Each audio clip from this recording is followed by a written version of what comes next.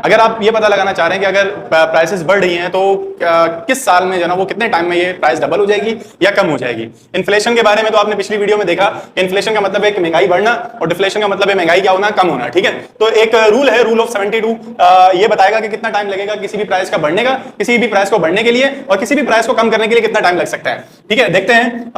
मैंने लिखा time is equal to 72 divide by 6%। Inflation मैंने एग्जांपल के तौर पर 6% लिया, आपकी जो भी इन्फ्लेशन होगी, जो भी वैल्यू होगी वो आपने यहां पर लिखनी है।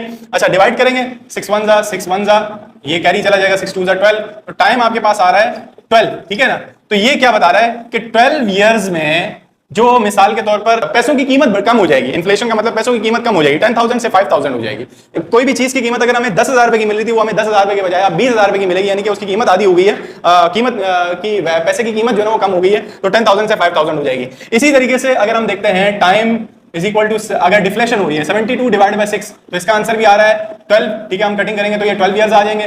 12 सालों में अगर आपकी पहली कीमत 10,000 थी, तो 12 सालों में उसकी कीमत हो जाएगी 20,000, यानी कि जो पैसे की वैल्यू है वो डबल हो जाएगी, मतलब 12 सालों में। और इन्फ्लेशन में 12 सालों में 10,000 से 5,000 वैल्यू हो जाएगी पैसों की कीमत। ठीक है, पैसों की कीमत इन्फ्लेशन की वजह से कम होती है और डिफ्लेशन की वजह से पैसों की कीमत क्या होती है, बढ़ती है। तो ये था कॉन्सेप्ट ऑफ जो ना वो इन्फ्लेशन और डिफ्लेशन।